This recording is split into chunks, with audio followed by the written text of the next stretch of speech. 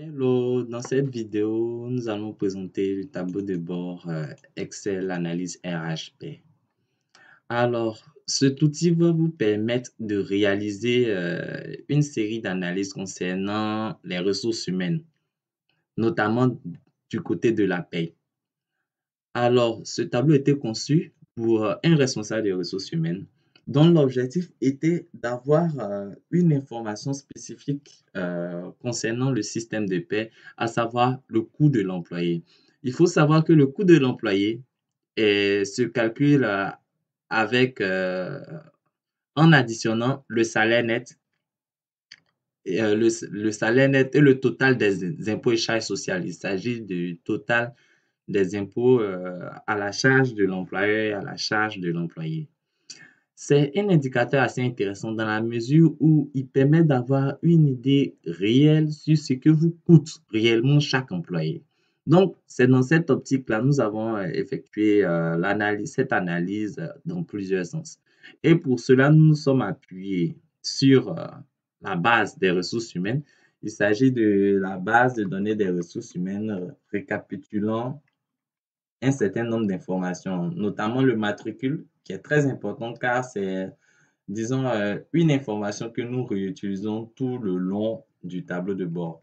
Aussi, les noms et prénoms de l'employé, le sexe, vous verrez que concernant le sexe, on a un menu déroulant. La date de naissance qui permet de calculer l'âge et notamment pouvoir faire la pyramide des âges. La nationalité des employés, qui est aussi une barre déroulante. Le poste de l'employé, le département, le lieu de résidence et le statut. Le statut de l'employé actif ou bien inactif, ça signifie que l'employé est toujours en service. Donc, l'employé actif est toujours en service et l'employé inactif est un employé dont le contrat a été résilié. Donc, l'ensemble de ces informations s'appuie sur une série de paramètres que nous avons intégrés. Les différents paramètres sont la nationalité, qui est la base des nationalités de laquelle tire sa source, je dirais, l'onglet nationalité. Il faut savoir que nous avons donné la possibilité d'enregistrer une cinquantaine de nationalités différentes. Les postes aussi, qui est la base sur laquelle récupère, la base à partir de laquelle vous avez la liste des postes au niveau du système. Donc, dans le même principe, on peut enregistrer 50 postes. Donc, on peut enregistrer une cinquantaine de postes. Même chose pour le département, qui sont les différents départements de l'entreprise. Donc, vous pouvez ajouter 50 départements différents au niveau des paramètres. Les lieux de résidence, qui sont les lieux de résidence des employés. Les lieux, bon, ici, nous, on a utilisé les communes de la Côte d'Ivoire, mais à partir de la base, parce que cet onglet aussi, cette fiche déroulante part de cette base-là, donc vous pourrez ajouter autant de lieux de résidence selon votre analyse. OK. Donc, pour avoir les informations ici, il faudrait déjà les intégrer dans les paramètres et avec les fiches déroulantes, pouvoir les récupérer. La deuxième information que nous récupérons, ce sont les contrats. Alors, donc, nous avons un numéro de contrat au niveau de la base des contrats. On a la possibilité de sélectionner le matricule et en fonction de la sélection du matricule, les noms et prénoms de l'employé seront récupérés. Donc, on peut sélectionner aussi le type de contrat. Les différents types de contrats sont enregistrés dans la base, dans la partie des paramètres. Donc, pour enregistrer une cinquantaine de types de contrats disponibles, selon votre analyse, nous, on a préféré les contrats de par leur nature, CDD, CDI et puis stage. Donc, ensuite, je dirais le statut du contrat, s'il est en cours, il est terminé. Et en cas où il est terminé, la date effective de fin de contrat. Donc, on a la date de début du contrat, la date de la fin du contrat. OK. Donc, il faut savoir, je rappelle encore que nom et prénom qui est surligné en rouge est en fait récupéré en fonction du matricule. Quand vous récupérez la matricule d'un employé, automatiquement son nom est appelé. Donc, voilà l'information centrale qui va nourrir notre fichier. Il s'agit d'un livre de paie. Nous avons essayé de partir vraiment d'un livre de paie parce que nous avons conscience que c'est le document central que tout RH a à sa disposition. et c'est le document le plus facile à récupérer. Donc, l'intérêt, c'est que avec cette structure, avec un copier-coller, le RH pourra chaque fois mettre à jour son livre de paie, du moins mettre à jour son tableau de bord. Donc, dans notre livre de paie, nous avons encore la liste des matricules, la liste des employés. Donc, la liste des employés est récupérée à partir de la base RH. C'est ça. Idem pour la liste des matricules. Donc, on a la période de début et de fin de paie, c'est la période de la paie liée, donc date de début, début du mois, date de fin. Ensuite, on a le salaire de base, le sur-salaire. Bon, nous sommes partis sur la structure d'un livre de paie ivoirien. Donc, ici, nous avons le salaire de base, le sur-salaire, la prime d'ancienneté, le rendement, le salaire brut, la base imposable, la contribution nationale. Bref, en somme, cette structure peut être modifiée, mais les informations les plus importantes ici sont le total des impôts et charges sociales ainsi que le salaire net. C'est vraiment les deux informations que nous allons réutiliser et elles sont calculées en fonction de tous les éléments présents. OK.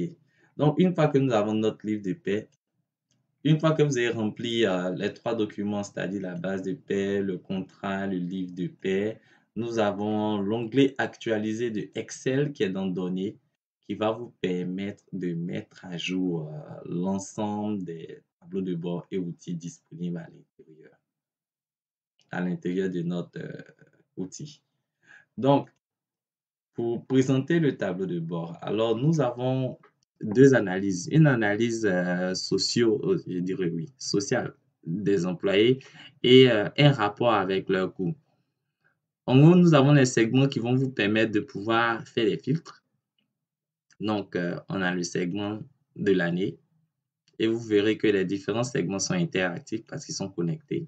Donc, en fonction de l'année, vous avez les différents mois disponibles. Au niveau des mois, nous avons utilisé, je dirais, les numéros du mois. Ensuite, comment je dirais? Ouais, voilà. Donc, nous avons l'année, les mois. Maintenant, nous avons aussi le département, les différents départements et les postes. Donc, comme je disais, l'ensemble du système, l'ensemble des tableaux de bord sont connectés. Donc, il va réagir à tous les niveaux en fonction des choix que vous avez faits. Donc, ici, par exemple, 2020, vous verrez que, oui, c'est ça. Donc, bon, partons sur 2021. Les premiers indicateurs highlight, on a l'effectif. Selon les sélections, on a l'effectif et le coût des employés. Ici, par exemple, on est pour 2020, on n'a que 2 mois de paye, c'est le 1er janvier et février. L'effectif était de 35 personnes et le total du coût est de 105 millions et quelques. Ensuite, on a la répartition des contrats par type. Donc, pour les 35 personnes, les 35 personnes, on a leur répartition. Donc, on a 3%, 8%, c'est-à-dire de 3 contrats de stage, 26%, 9 contrats en CDD, 66%, 23 contrats en CDI. Ensuite, on a la pyramide des âges pour présenter l'âge des 35 personnes. Une visibilité sur la répartition hommes-femmes et âge de ces 35 personnes. Et lorsque nous allons filtrer, par exemple, sur le département commercial, on se rend compte qu'on a 4 personnes sur le département commercial, 4 femmes sur le département commercial et 2 plus 1 homme, donc 3 hommes. Voilà. Et 3 hommes. Ensuite, le coût du département commercial est de 19 millions pour janvier et février. On va juste prendre le mois de janvier alors, donc elle est de 11 millions. Et voilà les 3 postes qui sont disponibles au niveau du département commercial. Donc, en somme, dans la première partie, on a l'effectif actuel, le coût total employé, la répartition par type de contrat et la pyramide des âges. Ensuite, on a le coût employé par département. Donc, voilà le coût le coût et sa décomposition pour le département. Donc, pour la direction commerciale, puisque c'est l'élément qui a été filtré, on a le total du coût employé. Ensuite, on a le salaire net lié aux différents employés et le total des impôts et charges. Vous verrez qu'on a les barres de données qui vous permettent d'avoir une visibilité sur le volume, c'est-à-dire la proportion de ces coûts-là par rapport aux différents champs. Ici, c'est plus intéressant de voir l'importance des barres de données quand on arrive par poste. Parce que par poste, on se rend compte que les commerciaux, le commercial, voyons, il y en a combien? Il y a 3 commerciaux, voilà. Donc, les 3 commerciaux sont les postes les plus coûteux. Ensuite viennent les marketeurs. On a combien de marketeurs? Nous avons aussi 3 marketeurs. Voilà. Et enfin, le responsable commercial, je pense qu'il est seul. Voilà, le responsable commercial.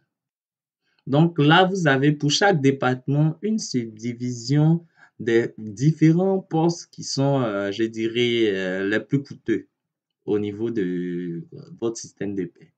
Donc maintenant, en dessous, on a, c'est plus intéressant d'enlever les différents filtres. On est pour le mois de janvier. Voilà. Donc, pour l'année 2021, en dessous, on a la répartition du coût des employés. Donc là, par couleur, on voit un peu le coût de la direction commerciale. On se rend compte que le département le plus coûteux, c'est la direction financière. Et qu'on voit la proportion, ainsi de suite. Donc, pour le premier et le deuxième mois de l'année, janvier et février. Ensuite, on a comment dirais-je même, la décomposition du coût des employés. Donc, on a la proportion du salaire net, on a la proportion des impôts et charges fiscales, ainsi que la proportion de la prime de transport. Donc, je pense que déjà, c'est assez intéressant pour la première partie. Maintenant, dans la seconde partie, on a un reporting. Il faut savoir que la première partie est, les filtres de la première partie sont liés à la seconde partie parce que vous pourrez voir un peu, l'objectif est de pouvoir voir le détail des données liées à votre sélection ici. Donc, une fois que vous avez effectué votre analyse, vous rentrez dans le détail des données et vous avez une fiche de reporting qui va intégrer le matricule, les noms et prénoms, les départements, les postes, la période, qui est la période de fin du salaire, le coût employé pour la période, le total des charges fiscales et puis la prime de transport. Donc, c'est vraiment une extraction au résumé des différentes sélections analyses que vous aurez fait. Alors, je pense que nous avons fait le tour de notre petit outil de suivi au niveau de la paie du système de salaire. Bon, je vous remercie. Si vous avez des questions, n'hésitez pas à les poser en dessous de la vidéo, bien n'hésitez pas à nous contacter. Et si vous avez des observations, nous adorons les critiques. Proposez-nous de nouveaux indicateurs, proposez-nous des problématiques. Je pense que nous serons en mesure de les résoudre. Je vous remercie.